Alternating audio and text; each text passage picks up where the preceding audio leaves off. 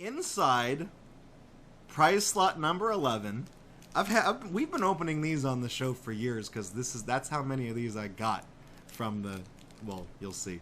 From the Austin Toy Museum, that's in Austin, Texas, of course. I have an Austin Toy Museum mini Rad Pack. You know, gotta get a good focus on this. That's for the YouTube thumbnail right there. Basically, this little thing up here that says thanks for donating.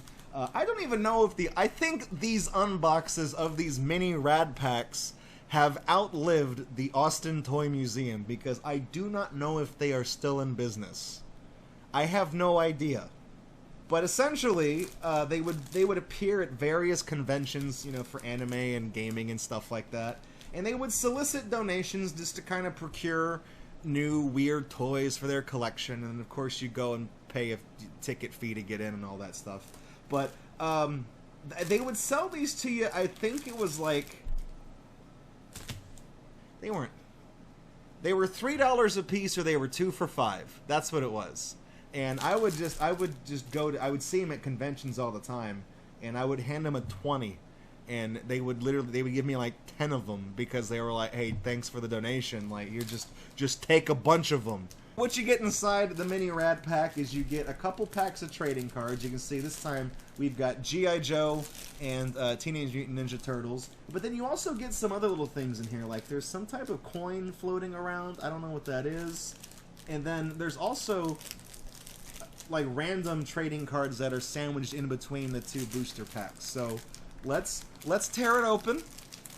This stream officially brought to you by AustinToyMuseum.com. I think we determined that this website doesn't exist anymore. And I don't know what these pizza points are for, but I've been saving them because they remind me of the Kool-Aid points. And I always thought maybe if I ever went to the Austin Toy Museum and I showed up with like the 30 pizza points that they've given me from all these damn Rad Packs I have, maybe I'd get in for free. I don't know. Or maybe they'd give me a t-shirt. I have no idea. Oh, they go by the name Texas Toy Museum now. Okay. Well, I'm glad they're still around then, because I remember looking them up one time and I'm like, are they even, I think they're gone. And then I felt bad because I'm like, you know, these unboxes have survived, but they didn't. So, okay, first things first, let's take a look at this coin that we got here. It's like a quarter?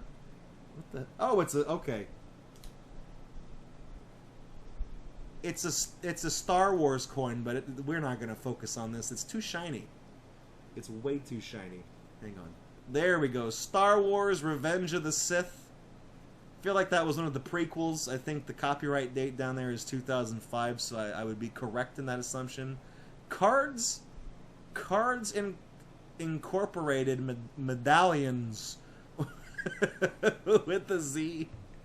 And on the front, hang on, take a look at this. We got the Jedi Starfighter. And I guess there's like a Jedi symbol on the left over there. I don't really particularly care for Star Wars, but I do like coins. I don't know, like coins interest me. Coins and tokens from old arcades and even certain foreign currencies and stuff like that.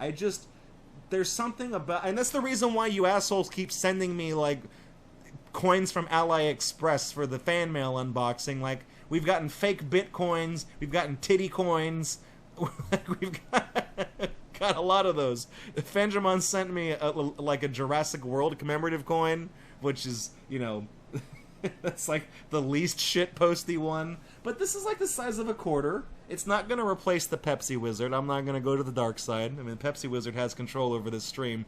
Y'all don't know it, but he does. It's a neat little collectible, I assume, because this said Cards Incorporated medallions. I'm thinking maybe this was in like a booster pack of something like trading cards or something, and you got Star Wars cards and a collectible coin because they were really just trying to. I mean, Star Wars, George Lucas, he knows how to whore out a franchise, basically. Star Wars lettuce, that was a thing. They still do it. Like from the recent trilogy, they put Stormtroopers on a bag of lettuce. what's gonna happen? Are you gonna try to like open up the bag of lettuce and it's gonna blow up because it's gonna be like a bag of chips and none of the lettuce is gonna go in the salad bowl because stormtroopers have bad aim? Is that why they're on the bag of lettuce? It's a neat coin. That so far I like it. I don't like Star Wars, but I like the coin. Thank you for posting the P.O. Box command. Send some coins. I tell you what, the coins on AliExpress, I've looked at them. They're literally like $1 and change a piece, and they're free shipping. So if you're looking to just send a lot of dumb shit to the stream, you can send. Somebody also sent me a Donald Trump coin. Don't send me those. I don't want any Donald Trump shit. That's just because I don't do political shit on this show. So if you send me something like Donald Trump related, it's not going to appear. I know I've opened up stuff in the past, but I feel like I made the rule after the fact. You know, someone sent me a coin, someone else sent me a knife. I'm like, okay, this is escalating a little too fast. God damn it, we got Lord of the Rings again. Okay, so I got Lord of the Rings trading card, the Return of the King, sandwiched in between the things down here, and this is just the checklist card. So really, I think this is included because of the artwork here for Lord of the Rings. And I gotta say, it's not bad artwork, and that is a neat way of making a checklist for the card series, making the checklist itself at least something nice to look at on one side. So don't really need that. This next one though,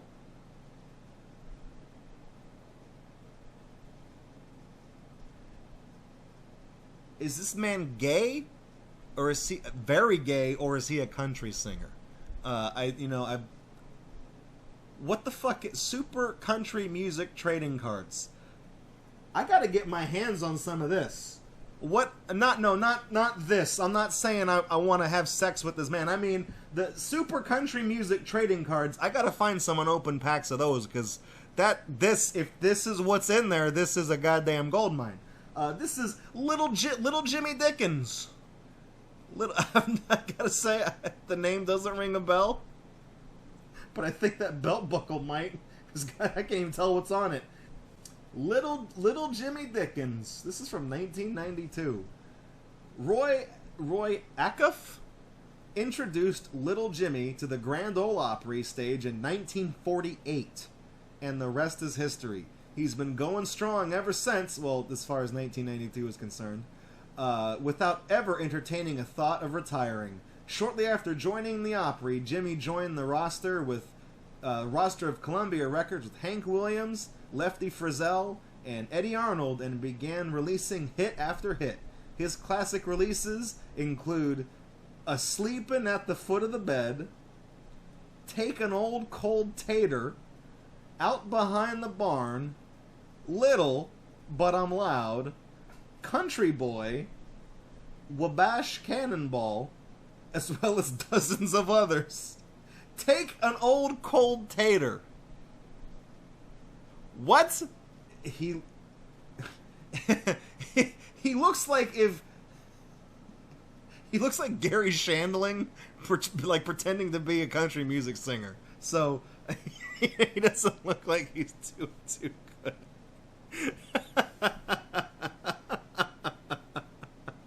Hang on. Rocker says his LPs seem to go from anywhere from $5 to $99. That's quite a window. So his music is either really sought after or it sucks. The next card is from Lord of the Rings: Return of the King, and it's Smeagol's Great Desire. This is before he became a cave golem.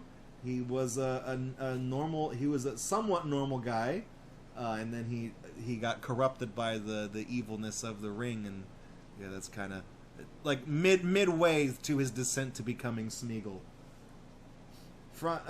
Yeah, and Andy Serkis, that's who. I keep forgetting that guy's name.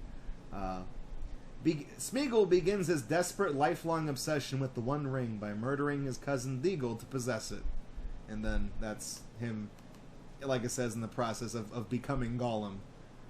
That's actually not a bad card.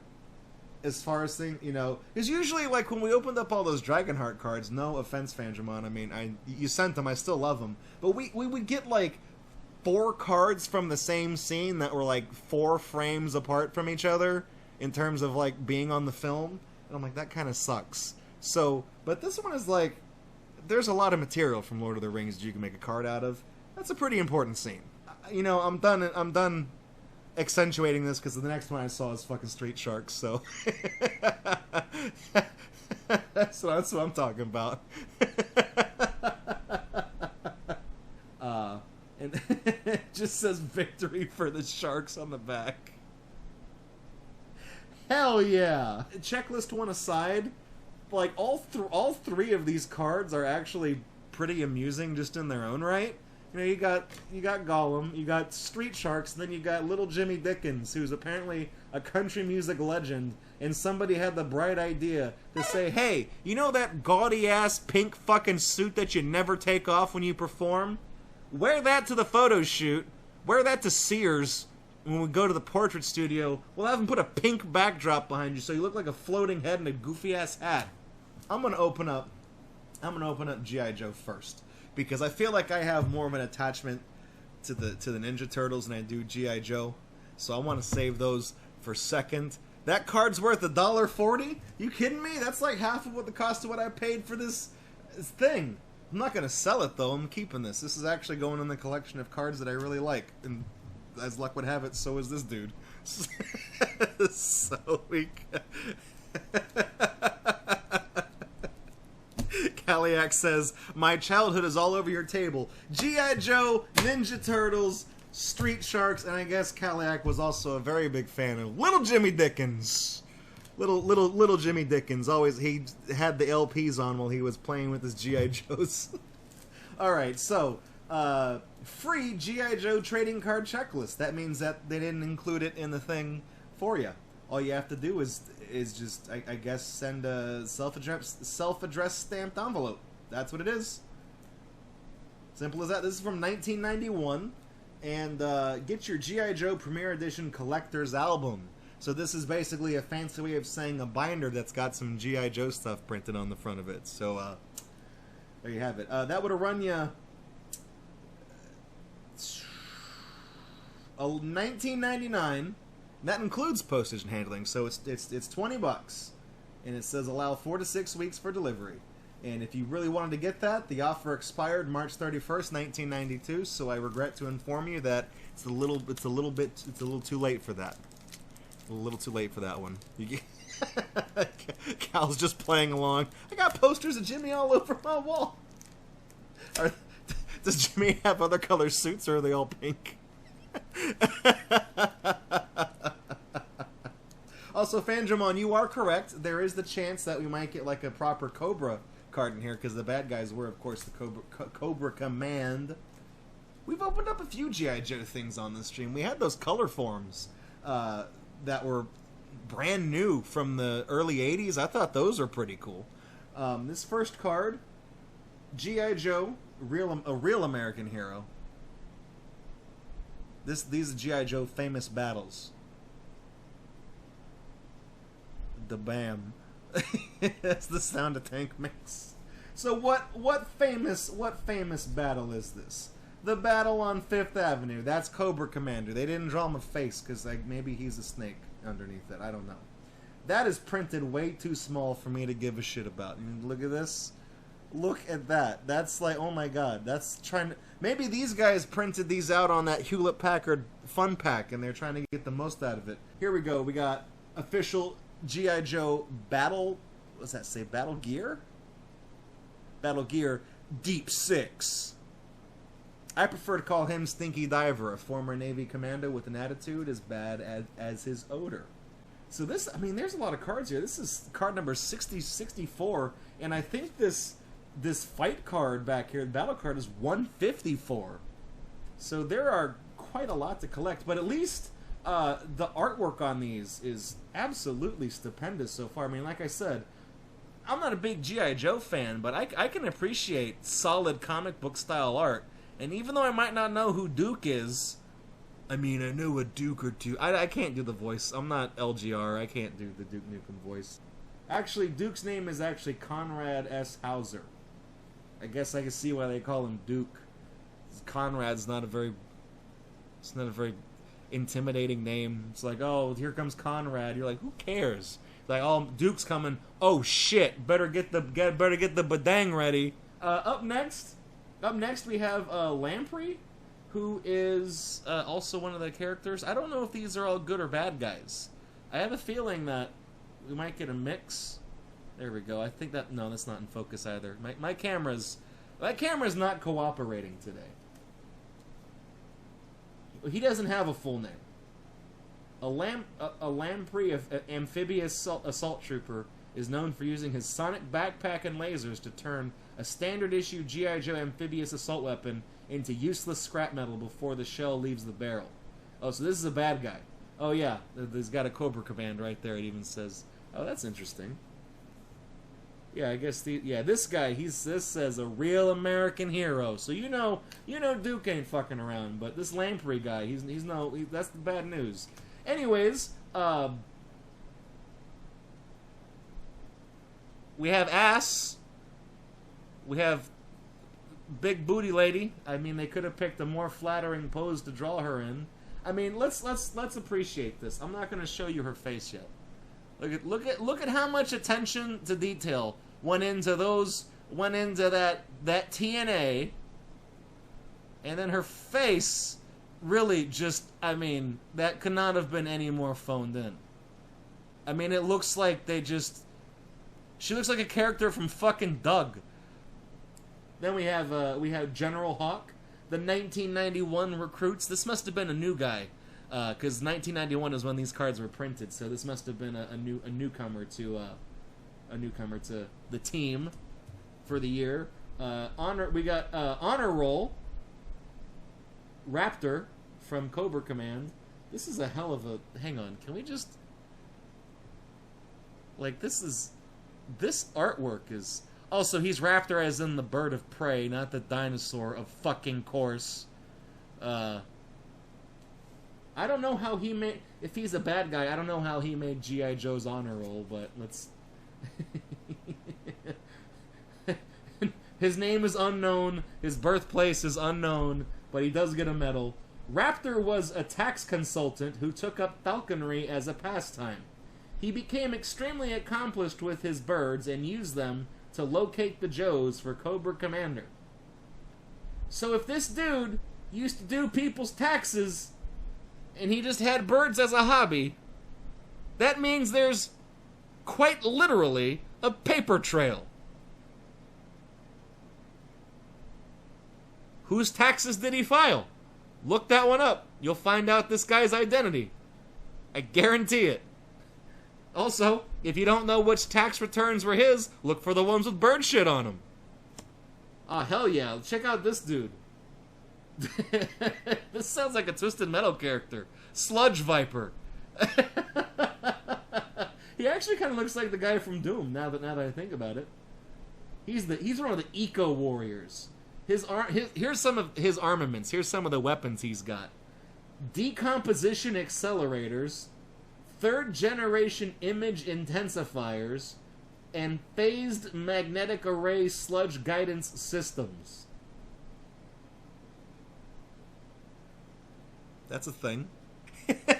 Necros. So, acid, holograms, and the shit gun. Yeah, he has a super soaker filled with diarrhea. That's his weapon. I mean, I gotta be honest with you. In terms of, like, weaponry, super soaker filled with diarrhea is closer to the top of the list of most dangerous, most effective weapons than it is to the bottom. I think I'd rather be shot with a real gun than a super soaker filled with diarrhea.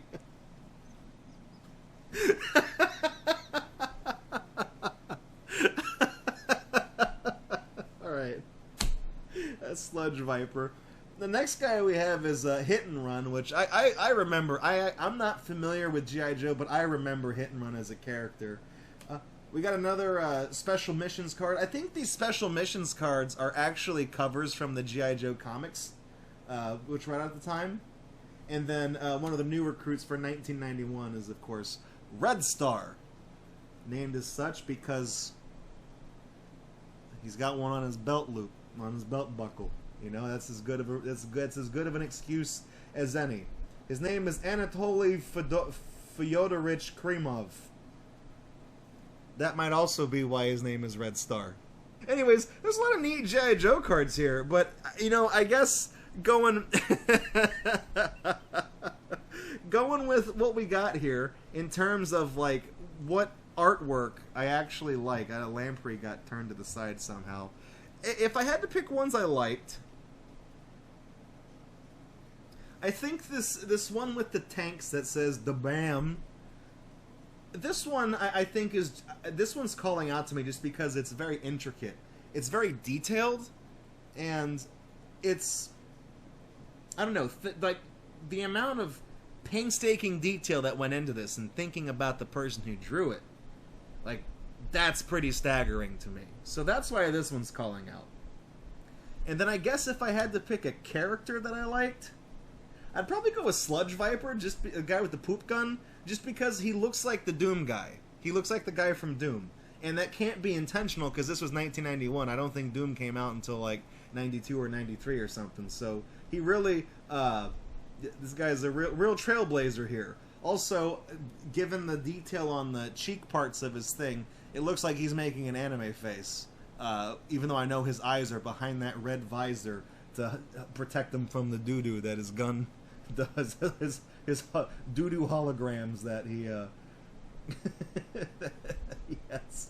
Also, he's standing, I just realized he's standing in a place that has like a leaking barrel of toxic waste. I'm like, dude, you're real bad at your job if you're too busy firing your shit gun at something and there's like, I feel like he ought to be cleaning that up, right? That's what he should be doing. Alright, well, we do have one more pack of cards that came in the thing to open. These are the Teenage Mutant Ninja Turtles trading cards. This pack of cards will run you 59 cents back in the day. You get 11 cards and a sticker. No gum, no bubble gum. And these were from 1989, and I can tell right away that they were printed on that weird recycled cardboard stuff. These were some of those super duper cheap cards. I mean, we've opened up a lot of cards like from 1989 that were printed on the same style of weird cheap paper. I'm trying not to destroy the wrapper on this one because I keep saying I'm going to do something with these. I might make like a framed collage of all the stuff we've opened over the years. And if we do, this one's definitely making it onto the list. There we go, look at that. I managed to do it without causing too much damage. So there's nothing really here that's of interest. It's really just the copyright year on that, which was 89. Hang on. Gilgatex, whoa. Gilgatex has a founder's badge. Thank you for the sub. 3 months. I like Totos. Out of the Ninja Turtles and G.I. Joe, these were, I mean, I'm going to lose a lot of cred. These were two series that I really kind of missed the boat on when I was younger. But if I had to pick between the two, I would say Ninja Turtles interested me more than G.I. Joe. I mean, I played the video games, I saw the movies, I had a couple of the action figures, but I really didn't care too much about G.I. Joe. I don't have any particular attachment to the Ninja Turtles, but I was still kind of into them. I think at one point when I was in like first grade, I think I had like Ninja Turtles bed sheets, I think, at one point. So, you know, I got a little bit of cred there. First card, oh, this is from the cartoon, the original cartoon with the really awesome theme song. This scene is titled 88 Cards, 11 Stickers.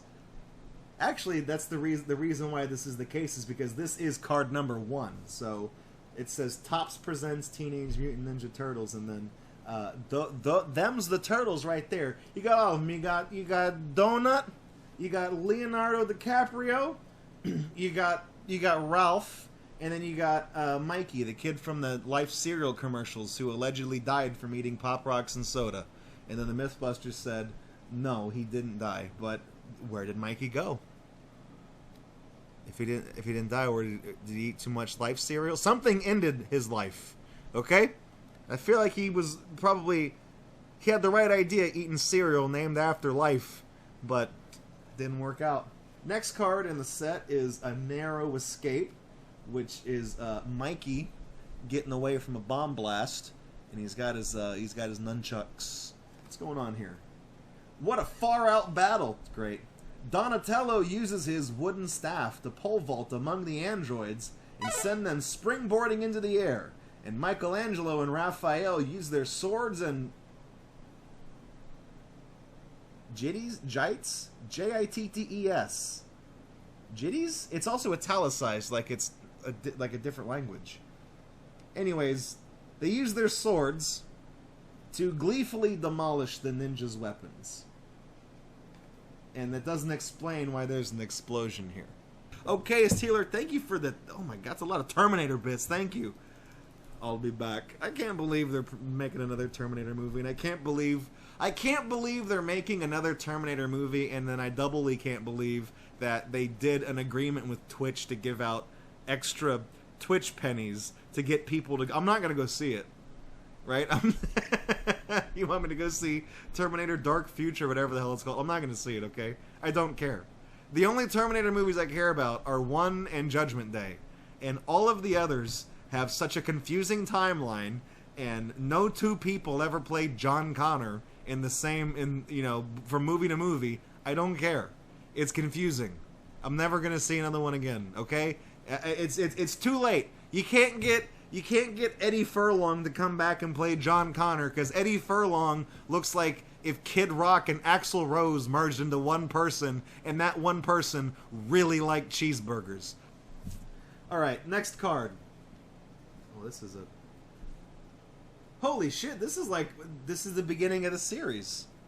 This is called Metamorphosis. This is when the turtles find the ooze, and then they become the Teenage Mutant Ninja Turtles.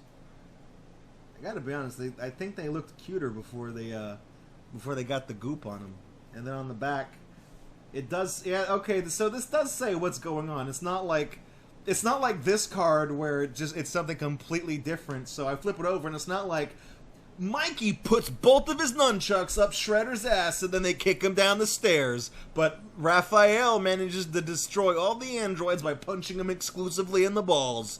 Like, it doesn't... This actually says... Yes, something else came down the sewer. A strange canister which broke open, covering the 4 turtles with a weird glowing goo.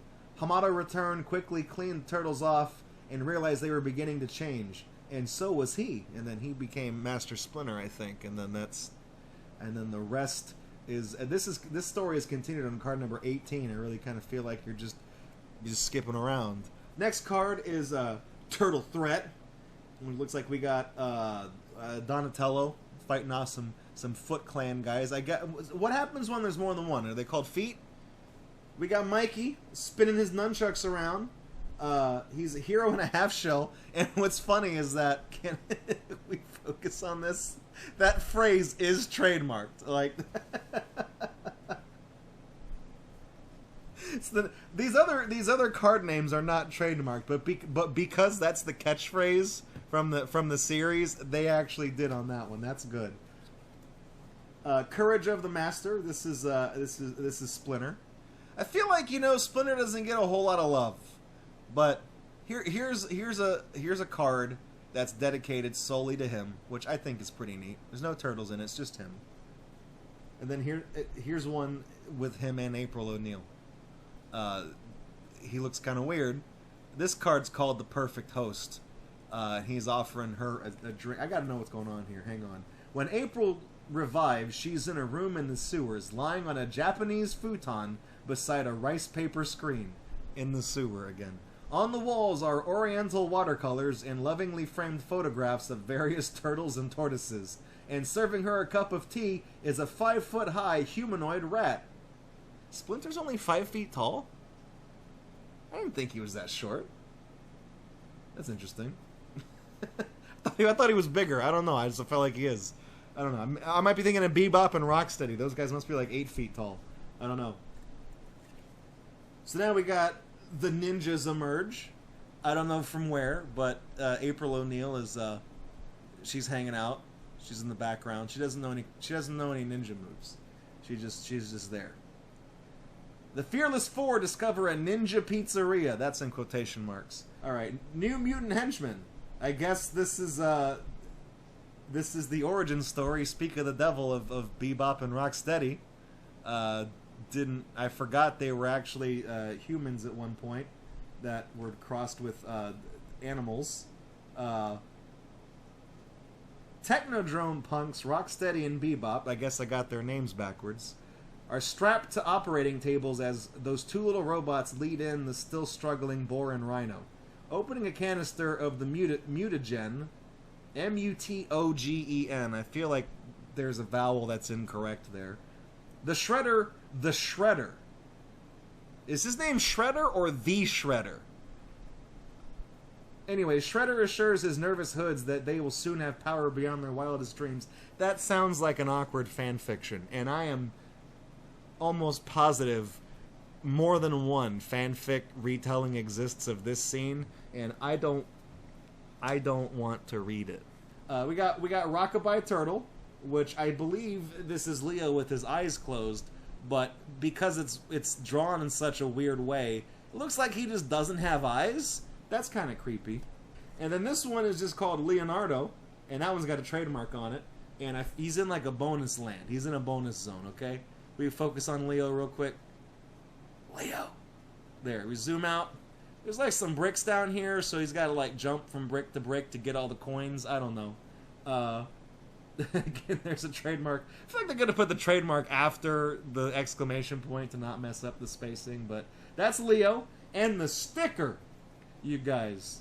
Holy shit. Look at that. I would have put that on my Trapper Keeper, on my binder at school. And then on the obviously this was pretty ingenious, right? Because they knew that you were going to peel this off immediately and like slap it on your bedroom door, put it on your Super Nintendo, put it on your skateboard. I mean, this is badass, and that's absolutely correct. If I was 5 years old, this would have already been peeled off and put somewhere. And a snap decision that would have pissed off my parents, I would have put this on something. But I always thought this was cool. They always, on the backs of the stickers, if you hung on to this, it would make a poster that you could like glue onto a poster board and then cut it out, and you would have like a Teenage Mutant Ninja Turtles poster to go with all of the stickers that you peeled off and put onto things that your parents told you not to.